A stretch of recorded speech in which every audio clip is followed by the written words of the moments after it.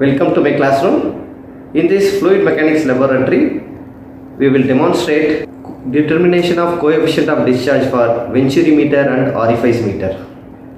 Ready?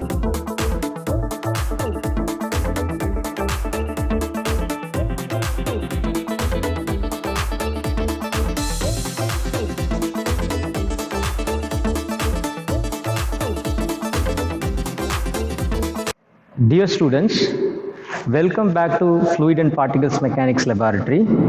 Today we are going to perform experiment to measure coefficient of discharge for given Venturimeter and Orificemeter.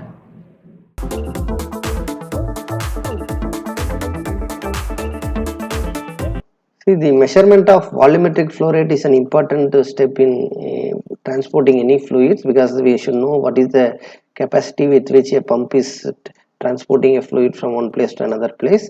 So we should know the volumetric flow rate, right? Because based on the cross section area, the volumetric flow rate is a product of cross section area into velocity. To know the velocity of the fluid, we should know the volumetric flow rate. Okay, so these Orificemeter and Venturimeter, both of them come under flow measuring devices. So please refer to a separate video posted for theory part of this flow measuring devices. Dear students, now I am going to demonstrate different components in the experimental setup of Venturimeter and Orificemeter. So at first, as usual, we have sump or the storage tank. Okay, so the water is stored in the storage tank, and the storage tank is connected with the centrifugal pump. So this centrifugal pump pumps water from the storage tank to the Venturimeter as well as Orificemeter. So both Venturimeter and Orificemeter is connected in one setup itself. Water from the pump flows through this pipe and it flows through the Venturimeter. So you can see the physical construction of Venturimeter. You have a pipeline, and then comes the inlet line for the Venturimeter. Then you will have a convergent cone. Then in the middle of the Venturimeter you have a cylindrical throat will be. The next section will be a divergent cone. First you will have a convergent cone, then you will have a divergent cone, then outlet section for the Venturimeter. Finally, this outlet section of the Venturimeter is connected to the pipeline. Similarly, water flows from the pump through this pipe and it flows through the Orificemeter. So Orificemeter consists of flat plate where a circular hole is present. The center of the circular hole as well as the center of the pipe lies in the same axis. And you can able to see that outlet line for Venturimeter and outlet line for the Orificemeter, and this outlet line gets connected with the collecting tank. Okay, fine. And another important thing is that you can able to see the pressure tappings. So these are the pressure tappings where you can find out the pressure at inlet section as well as pressure at the throat of the Venturimeter. And these things are connected with the manometer. And similarly, you can able to see pressure tappings for Orificemeter also. So this is inlet pressure tapping and this is outlet pressure tapping, where these two lines are connected to the manometer. Students, now I am going to demonstrate step-by-step experimental procedure how to perform experiment in Venturimeter and Orificemeter experimental setup. So at first, you have to see the sump is fully filled with water. So this is the check parameter. So you have to check whether the sump is fully filled with water. Then, so you have to power on the pump. So this is the power meter. So you can switch on.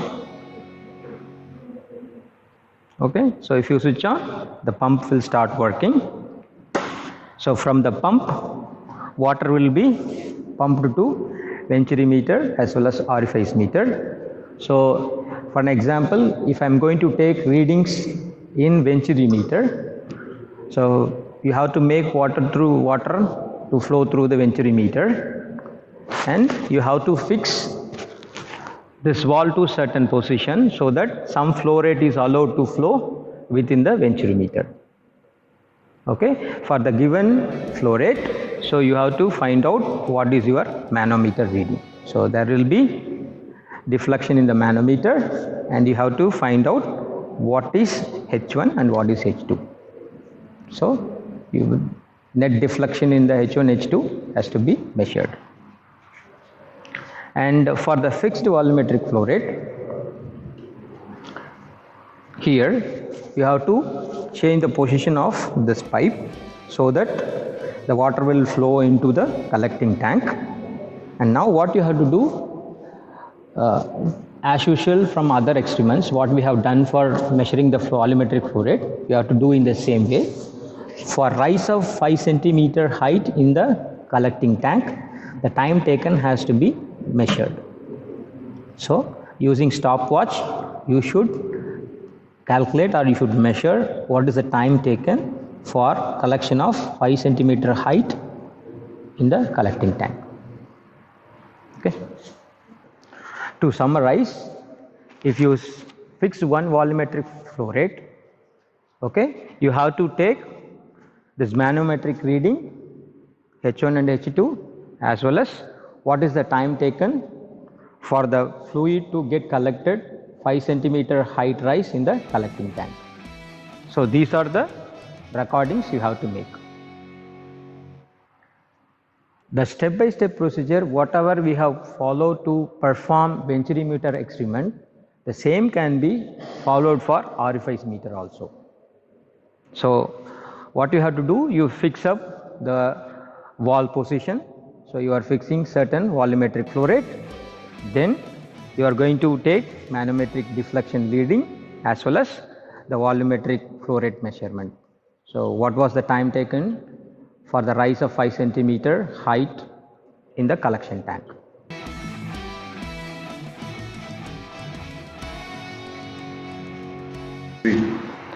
So it's explained by sir.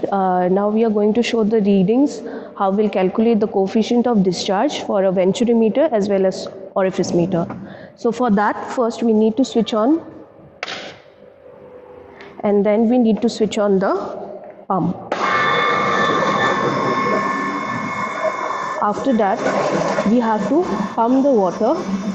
So there's a pump here, and then it will go through two directions, one through the Venturimeter, and this is the Orificemeter. There is also the orifice plate which is installed in between the Orificemeter. Now we are going to take the flow rate. At different flow rates, we are going to see what is the performance of a Venturimeter.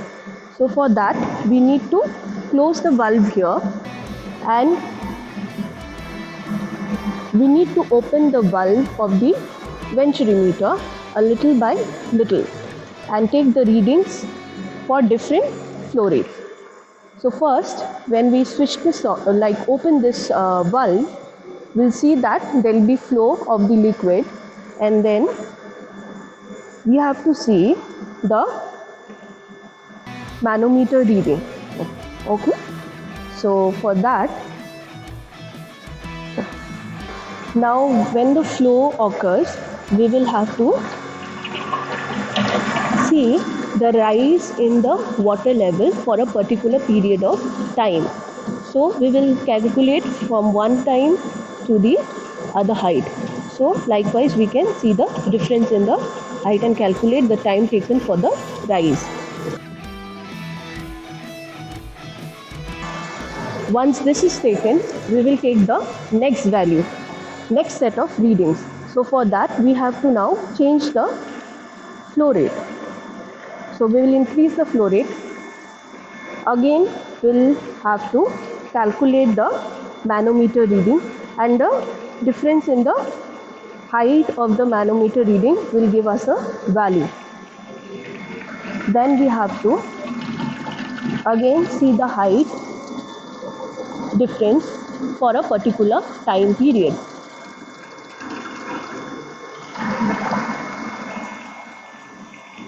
In the next step, we have to again increase the flow rate and see similar reading. Once this is done, we have to close the valve totally and we have to take the reading for the orifice meter. Once this 3 readings for the Venturimeter has been taken, we now need to close the valve of the Venturimeter and open the valve of the orifice meter a little by little and take the readings at 3 different flow rates. We follow the same procedure as has been done for the Venturimeter. Also, we have to calculate the theoretical flow rate and the actual flow rate. For the actual flow rate, we'll be needing the area of the collecting tank. For this, we need to first calculate the length and the breadth of the collecting tank. For the calculation of the theoretical flow rate and the actual flow rate, we'll be also needing the diameter. So, the diameter of the inlet and the diameter of the throat.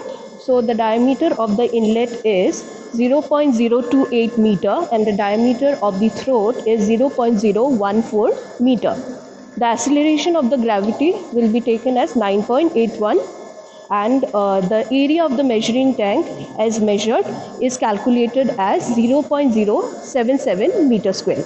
So for the calculation of the theoretical flow rate and the actual flow rate, the formula is already given in the manual and the coefficient of discharge is the actual flow rate divided by the theoretical flow rate.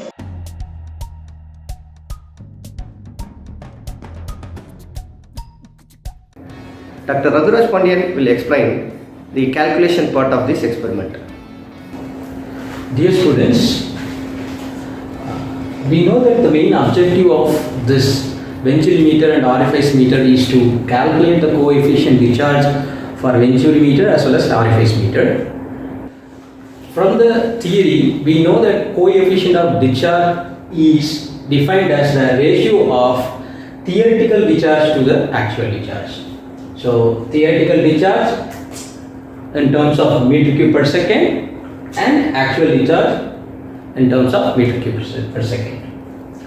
And when it comes to how we calculate actual discharge is nothing but cross section area of collection tank into water height rise in the tank divided by the respective time taken for the rise of water in the tank. So here in our formula, so we have used R as height rise of water in the collection tank. So R is defined as R1 minus R2. So generally we used to take the time taken for filling up of the liquid for a rise of 5 centimeter height. So you can note down R1 will be the initial height in the collecting tank and RT will be the final height of the water in the collecting tank. So now when we come to theoretical discharge, this is our formula. So A1, A2 divided by root of A1 square minus A2 square star root of 2G star root of H. So if you see this formula, A1, A2, G. So A1 is the area, cross section area. If you take Venturimeter, A1 will be the area of the inlet section of the pipe. A2 will be the area of the cross section of the throat.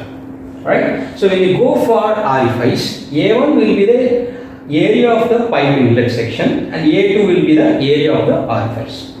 So again coming back to the formula, A1, A2 as well as G, gravity. So these things are constants. And in the formula, if you take this complete portion A1, A2 root of A1 square minus A2 square into root of GB, this makes as a constant. So I can term it as K because it doesn't need to compute every time with respect to the change in root of S. That's why I compute this whole term as K and the QT reduces to K into root of H. So only the variable here is H, which is nothing but H1 minus H2. So H1 minus H2 is the manometric reading. So H1 is height in one limb and H2 is the height in the other limb, whereas delta H is our major concern.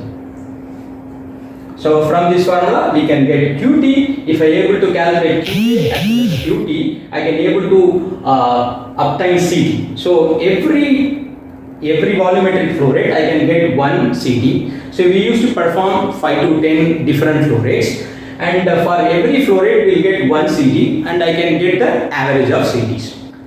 So if I could be able to perform for Venturimeter, the same steps can be followed for Orificemeter also. The only change here is the change in the area A1 and A2. A1 will be the area of the inlet section of the pipe, and A2 will be the area of the orifice. So same procedure can be followed and calculate CT for different flow rates, and you can take the average of CTs. So from the Once we find out these values, we have to plot the coefficient of discharge with the flow rate for Venturimeter as well as the Orificemeter. Well, to summarize what we have done in this experiment, the objective was to determine the coefficient of discharge for Orificemeter and Venturimeter experiments. And we have first what we have done is we have measured the dimensions of the collection tank, length and breadth, and calculated the area of the measuring tank. Then we have measured the diameter of the inlet section and the throat section. Usually the throat section diameter will be half of the inlet section. So that way the diameters are 28 mm is the diameter of the inlet, and half of it is 14 mm is the diameter of the throat section.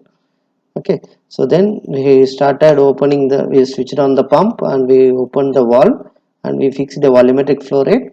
Then what we have done is we have measured the pressure at the inlet section and pressure at the throat section through the manometer readings. Then in the collection tank, we have usually what we have done is to determine the actual discharge, we calculated the time taken for 5 centimeter rise. Okay, so then we proceeded to calculate the coefficient of discharge as explained by in this lecture. Thank you so much for joining my classroom.